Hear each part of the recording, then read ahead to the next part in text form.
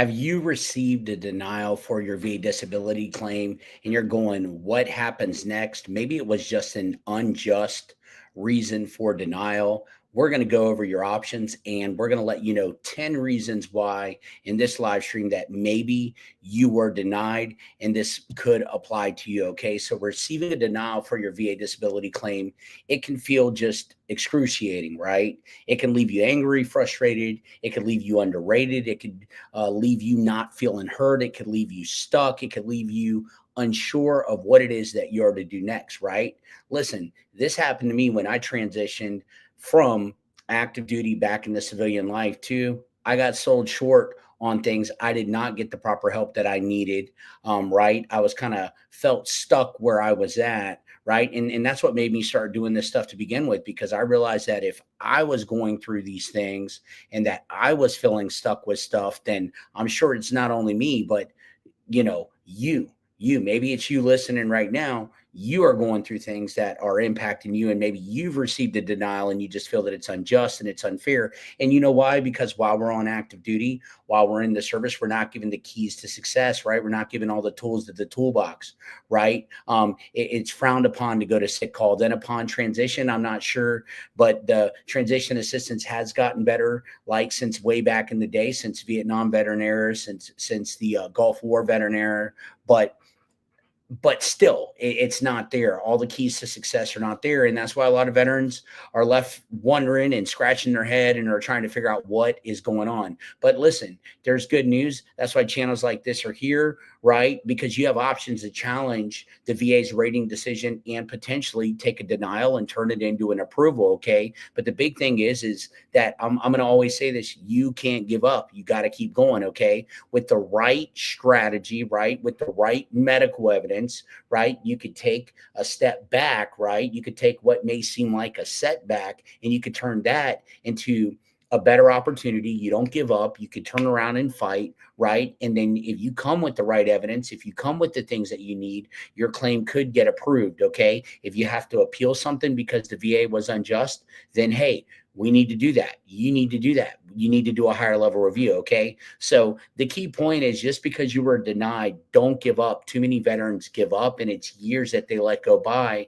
And listen, time is one of the worst enemies for veterans. So just because you got denied does not mean it's the end, okay? I'm going to be going over common reasons, maybe for your denied VA claims. Okay. I'm going to give you some action steps after your denial to take if you've been denied, right? And I just want to encourage you. I'm going to always tell you on this channel, be proactive, be prepared, and don't give up. Okay. Thorough preparation and gathering all relevant evidence is absolutely crucial to overcoming a denial and successfully navigating the VA claims process, right? Don't ever give up. Okay. I want to encourage you on that. So here are 10 reasons why your claim may have been denied, right? Along with also why maybe it happened. And also, I want you to avoid it. Maybe you're about to file your claim. Maybe you're tuning in. I want you to avoid this. Okay. So the first thing is, listen, always remember the big three: in-service treatment, in-service stressor, in-service diagnosis. Okay. What happened? What stressor occurred? Is it documented in my active records? Or if I'm guard or reserves, do I have an LOD, which is known as a line of duty for whatever occurred? Look, the burden of proof lies on me and you. Okay. So number one thing is, you need to have an up-to-date current diagnosis in your medical record. Okay. The VA requires a current diagnosis to consider a disability claim. Very important to understand that. If a veteran, if maybe that's you, does not have a formal diagnosis from a healthcare provider, the claim is likely to be denied. Even if you have a diagnosis, maybe from when you're on active duty, if there's more than a year gap, you want to reiterate that diagnosis. I advise come with as much medical evidence as you can and don't stop getting treatment. It is not enough to simply report symptoms. There must be an official medical diagnosis documented in your medical records. Okay. Right. So what do you do to avoid this altogether? You need to ensure that a licensed healthcare professional has diagnosed whatever condition it is that you're filing for. You need to make sure that you have the medical records that explicitly, that clear, cut, and dry state the diagnosis. And you need to submit these with your VA disability claim. You need to keep your medical records updated. You need to continue to get the treatment that you need for whatever it is that you're filing for and whatever you have service-connected disabilities for, especially if you are receiving ongoing treatment. Continue to get that treatment that you need. So number one is you don't have a diagnosis in your medical record, okay? And this is very important also. If you want a secondary something, do you have the diagnosis? Okay. And then the next thing is number two is you have not established service connection. You don't have the link. You have no nexus for service connection. Okay. So what is a nexus? I don't want to insult your intelligence, but it's a clear link. Okay. Clearly indicating the link between the current disability in your military service. You are clearly able to distinguish that this was caused by your military service. If the evidence does not clearly and adequately demonstrate that the condition is related to or was aggravated by military service, the VA may deny the claim, right? The burden of proof lies on you. That's what a lot of veterans don't understand, right? Is you need to show this happened. So let me give you an example. If you are in service, okay, and something happens to you and you have record of that and you went to sick call and it's established, then you have a nexus right there. That is your nexus. But what you have to remember is if time has gotten in the way, you need to have continued care and ongoing treatment because the VA disability is paying its replacement income for now. They want to know how you're impacted occupationally and socially. How are you impacted totally as a whole, 100% of your body? How are you impacted now? How are you impacted from going to work? How is this disability impacting and impeding in your life? So that's why you need to absolutely have up-to-date evidence as well too, even if you were seen in service. Again, that's only if you have a big gap in space and a gap in time. Time can be time can be an enemy. If you've been denied and you have a favorable finding on your rating decision letter, then you may need a nexus letter. That may be why you were denied. Okay. You need to provide a detailed nexus letter from a qualified healthcare provider that explains how the disability is linked to your military service. Include your STRs, your service treatment records, and any incident reports that support the connection. It is absolutely vital. Look, if you need a nexus letter or you need a DBQ, reach out. We can help you with that to make sure that you're put before a provider that can provide you a nexus letter. And here's the great thing about what we do. You're not going to pay crap. You're not going to pay nothing to that doctor if they can't help you out. We are here to make sure that that does not happen. We want to make sure that you have all the evidence that you need before going forward with that doctor. And any of the doctors that we have or that we work with, listen, we don't work for them. They don't work for us, right? We're not injecting biased opinion. They get the evidence that's needed. If they have the evidence that's needed and they can do it, that's between you and the doctor. But we want to make sure that none of these doctors are blacklisted. None of these doctors are not able to write you an adequate nexus letter. And we want to make sure that these doctors are thorough for you, protecting you, because nexus letters and DBQs do cost money out of your pocket. And you want to make sure that you get help. Let me tell you this. A lot of veterans are getting nexus letters from crappy providers. I just saw one a couple of days ago that had no probative value at all. None, from a company out there that is garbage, that did not take care of that veteran. I asked them how much they paid, right? They said they paid $350 or $400, right? That's pretty doggone cheap, right? But then come to find out they didn't even get a proper nexus letter. They got a DBQ whipped up. And again, in the reasoning, I read it to them. It held no probative value. Get the right help that you need. We have very good doctors, or make sure that you're with a company that is using or that has connections to very good doctors. Make sure that you have that, because if not, you could get denied and then you could be coming out of pocket. I'm just trying to protect you. Okay. So no nexus for service connection is number two. Make sure that you are established in service connection. Make sure that you have up-to-date care. If you need a nexus letter, get it. If you're going to file something secondary, I highly recommend a nexus letter proving how your main service-connected disability impacts the condition that you're filing for secondary. There needs to be a clear correlation and it needs to be established. Okay, very important. Number three, okay, is lack of sufficient medical evidence. You got to have the medical evidence that you need. Okay. If the medical evidence is incomplete, outdated, or does not adequately demonstrate the existence of impact of the condition to date, the VA may deny the claim due to insufficient proof. Continue to get care.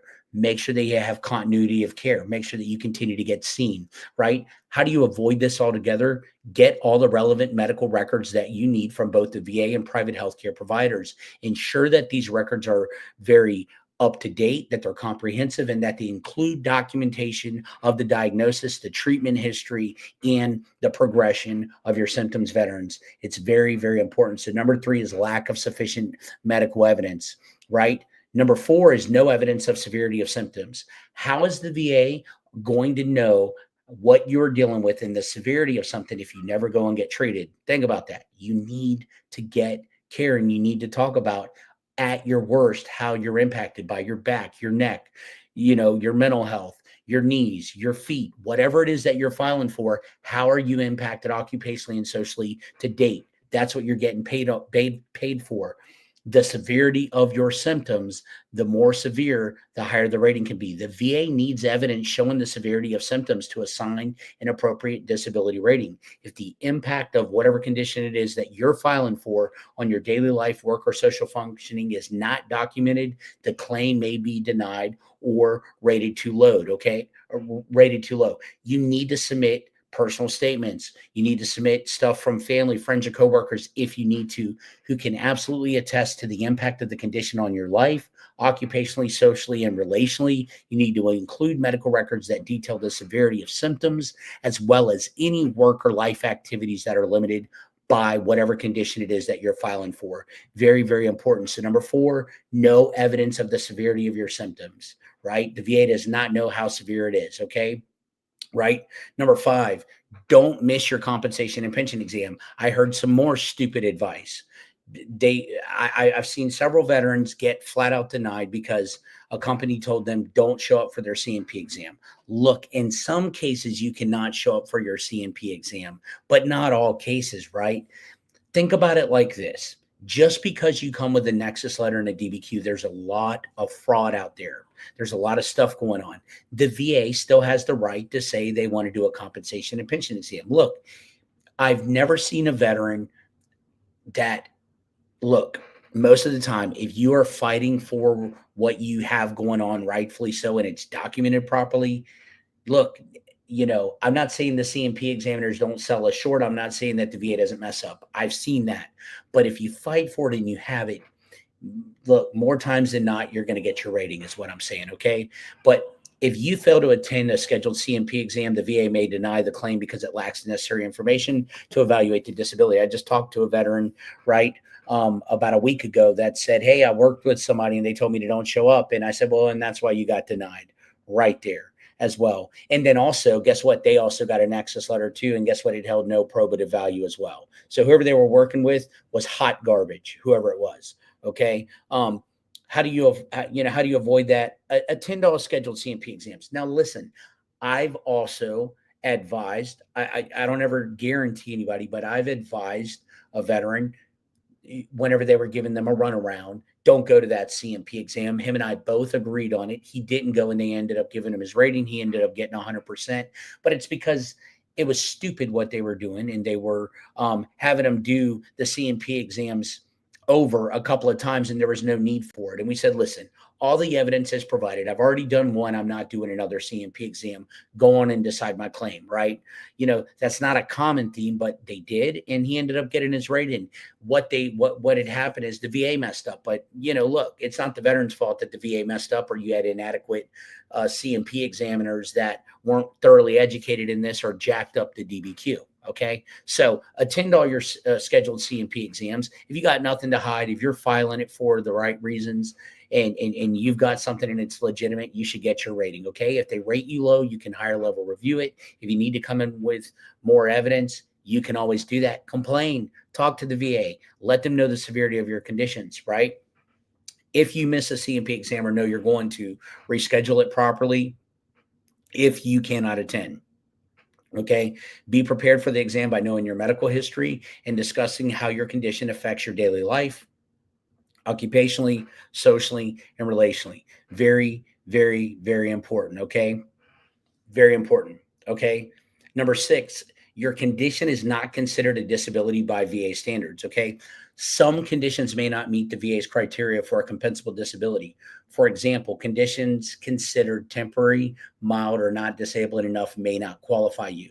You need to review the VA schedule for disability ratings, the VASRD, the 38 Code of Federal Regulations to confirm that your condition is recognized as a compensable disability. Submit the detailed documentation, medical documentation, and whatever it is that you need. If you need to get a medical opinion or you need to get help, make sure that you do that. And you need to let the VA clearly know how whatever condition it is that you're filing for impacts your daily life. Very important, right? So number six, the condition is not considered a disability by VA standards. Very, very important. Okay. Number seven is you have not provided sufficient evidence for secondary service connection. Okay. Secondary service connection claims require evidence. It's very important. Nexus, DBQ, diagnosis of that secondary condition. That evidence must link a secondary condition to an already service connected disability. Lack of proof of this relationship can absolutely lead to a denial. You need to provide a medical opinion or a nexus letter from a qualified professional that clearly explains how the primary service connected condition, let's call it tinnitus, has caused or aggravated the secondary condition, let's call it migraines. Include medical records, include headache logs, include treatment notes that show the relationship between the two conditions. Always submit a personal statement. So number seven, insufficient evidence for secondary service connection can lead to a denial. Okay. Number eight, your disability ratings do not meet minimum requirements. The VA assigns ratings based on the severity of whatever condition you're filing for, according to specific criteria in the VASRD. If the symptoms do not meet the minimum criteria, then guess what, veterans? The VA may not assign a compensable rating. Note the VA might still assign a 0% service-connected rating for the condition. However, it's non-compensable at this level. But here's the great thing. 0% ratings are secret weapons. Those are still service connected. Those can always go up if the rating warrants it. And again, if that whatever condition it is gets worse. Okay. So a lot of times you'll see scars at like 0%, right? Maybe they're not painful and unstable, but if that scar gets a lot worse and there's a lot more disfigurement and so forth, that scar rating could go up if you're service connected at 0%. Okay. So make sure you submit detailed medical evidence, as always, showing the full extent of your symptoms. Highlight any limitations or restrictions caused by whatever condition you're filing for that negatively impact your social functioning, life, and work life, occupationally, socially, and relationally. So number eight, disability ratings do not meet requirements. Okay. Very important. Number nine is failure to establish a valid theory of service connection. Let me explain. Service connection is a fundamental requirement for VA disability compensation. Burden of proof lies on who? You. If the claim lacks sufficient evidence that the condition is linked to military service, it will likely be denied. Okay. Listen, there are 5 types of service connection for VA disability benefits. I'll get to that in a later video, but you need to submit military service records that are relevant, any incident reports, any LODs, line of duties, any sick call slips, anything that you have for what you're filing, incident reports, buddy statements, medical records from your time in service to establish the connection between your condition and your active duty military time or your military duty time or your service time if you were guard or reserves. If you've been out of the military for more than 12 months, get an nexus letter, okay? That's that gap in time. Continuity of care is key. So number 9, failure to establish a valid theory of service connection, okay? And number 10, if you have missing or incomplete information, if there are gaps or missing details in the claim application that you submitted, the VA may deny it. The application must be thorough and include all up-to-date and relevant information. Carefully review your application for completeness. You don't want lack of attention to detail to screw your claim and to screw you out of a rating. Make sure to fill out all sections and attach all necessary supporting documents. Include your medical records, include your service records. Consider consulting with a VSO. Get the help that you need. Make sure that everything is done right. It's not just getting a nexus letter or a DBQ. Make sure your packet's squared away. If you need help, reach out. We're here for you. We will put you in the best position. We have helped out tons of veterans. Our goal is to educate you and to put you in the best position to win your claim. Listen, with these benefits, I would rather get the help that I need on the front end rather than getting denied and having a battle to fight and trying to figure it all out on my own. If you need help, reach out 904-605-0431, info at veteransclaimservants.com. Look at our channel, look at our stuff, look in the description of this video. You can get the help that you need. Also, you can reach out to the doctors from our channel, but if you reach out to us, we can get you in there a little bit quicker. Why? Because if you reach out to them on your own, they're going to have to go back and forth, and they have a pretty big waiting list. If you reach out to us, we're going to make sure that they get all the evidence that you need. You know that you're going to be squared away. We're going to put you in the best position, and we can expedite getting you whatever it is that you need, that missing nexus letter or DBQ. And here's the thing. We're not going to do anything if it can't be done, okay? We know what we're doing. We've been doing it. We've been helping out so many veterans. Just today, got a guy to 100% in 3 days. 3 days, got there. You know why? All evidence was correct. All evidence was submitted there. It was a no-brainer, right? VA ran it through their AI system. He said, my God, and how did he find us? From this YouTube channel. From this YouTube channel. Who knows? I may have him on here, but 3 days. And I've done that all kinds of times this year. You know why? Because we want to put you in the best position. We want to treat you fairly. You're not a dollar figure. We are. I am. Everybody that works here, we are veterans serving veterans to make sure that you have the correct information that you need. Anything that you get from this channel is going to be factual. It's not going to be some clickbait junk just to scare you and to make you click on here, and all that stuff. We ain't here to do that. We want to give you factual information to be in the best position to win your claim. Okay. So those are 10 reasons why your claim may have been denied, but here it is. Listen, if it was denied, it's okay. Let me give you action steps. Okay. Big thing. Get your VA rating decision letter. That's your 17-page document. The first step after denial or underrating is to review your VA decision letter in detail. Okay. Pay attention to the reasons for decision and evidence reviewed right sections. If stuff is off, if stuff is not right, if all your evidence is not in that VA decision letter, you need to do a higher level review. Okay.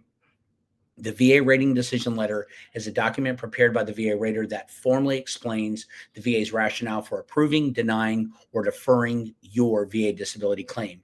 Your VA disability rating decision letter includes the VA's final rating decision and why, and the analysis, as well as, like I said, why and how the VA Rater and C&P examiner arrived at their opinions and conclusions for your claim, right? Look, it is the number one most important document that you will ever receive from the VA. You need to know why you were denied. Number two, you need to decide your best appeal option, okay? If you had all the right medical evidence but still got denied due to an error, you want to do a higher level review. If you didn't have all the right medical evidence and want to add new and relevant evidence not previously considered, file a supplemental claim. If your higher level review, supplemental claim, and HLR of your supplemental claim are denied, you should consider a records only board appeal. That is my last resort option because it takes a minute, but those are the steps that you should do. Next thing too, review your medical evidence. I just went over what you need in your claims. I just gave you 10 reasons why people were denied. Before filing an appeal on your denied claim, you need to review the medical evidence you submitted with your original claim, make sure it was correct. Match what you submitted with the evidence reviewed in your VA rating decision letter. Make sure it's accurate. Make sure it's consistent, right? It's also a very good time, veterans, to ensure you provided the VA with a current diagnosis, as I talked about earlier in this live stream if you're just tuning in, right? Make sure that you have a current diagnosis and a medical record. Make sure you have a nexus for service connection and evidence of your severity of symptoms and negative impacts to your life, social functioning, and work, occupationally and socially. If anything important was missing from your original claim, file a supplemental claim with the new and relevant evidence not previously considered, okay? Right? Next thing is file your VA appeal online. Go to va.gov and file your VA appeal online. Higher level review, fill it out. Supplemental claim, fill it out. Add new and relevant evidence that was not previously considered. Okay. After submission, be proactive, patient, and listen, keep going. Don't get discouraged. Don't give up. Okay. Listen, none of this is over unless you stop. Okay. That is very, very important. I want to take this time to answer any questions that anyone has. I want to thank you all for your service always. Anyone tuning in for the first time, thank you for your service. I care about you. We care about you. We are veterans serving veterans. Hey, make sure y'all like, subscribe, comment, hit that notification bell, share this out with someone that can use this information. Fiesta has a question. Have you ever dealt with a vet whose records were burned in the 1973 St. Louis VA Record Center? Absolutely. I've dealt with many people that way. What we need to look at is there something that we can work around without those medical records to get, like maybe tinnitus, maybe hearing loss? Are there things that we can do? Maybe a mental health claim that does not require medical records that we can utilize. We can look at that. But yes, I have. And if you can't find your records, you're kind of out of luck. If something did happen and nobody can see that it happened, it sucks. I know, but anyways, yes, I have dealt with that, Fiesta. Does anybody else have any questions who's tuned in right now? I'm going to take the time to answer a question or two. Listen, if you do need help, reach out. We're here for you. We're moving as quick as we can to keep up with the demand of people who need help. And we're here, right? You're not a dollar figure. We want to make sure that you're in the best position to educate you and to win your claim. Okay. You deserve to get the help that you need. We deserve it, right? That's what we're here for as well. And again, if you need a Nexus letter, a DBQ, or anything like that, look in the description of this video. We have amazing doctors that will thoroughly look at everything that you have going on and will help you out to put you in the best position to win your claim. Very, very important. But again, if you're just tuning in, this is 10 reasons why your VA claim was denied. Very, very important. If you don't have any other questions, I'm going to give it another minute or two. Let me know. If you do, I'm here for you. Hey, always comment below what branch of service that you were in. I always want to know. I want to hear from you. And again, thank you guys for your service. Thank you for your service to our country. Keep going. Don't give up. Don't give up. Stay in the fight. Know your appeal options. Know what happened as to why your claim may have been denied. Okay. I know it may feel like a total gut punch. You may feel defeated, but again, don't give up. That's all I got for tonight. Thank you guys for tuning in. I hope that this helps you out. If you're just tuning in, this will be on YouTube, embedded here. Like, subscribe, comment, hit that notification bell, share this out with someone that can use this information.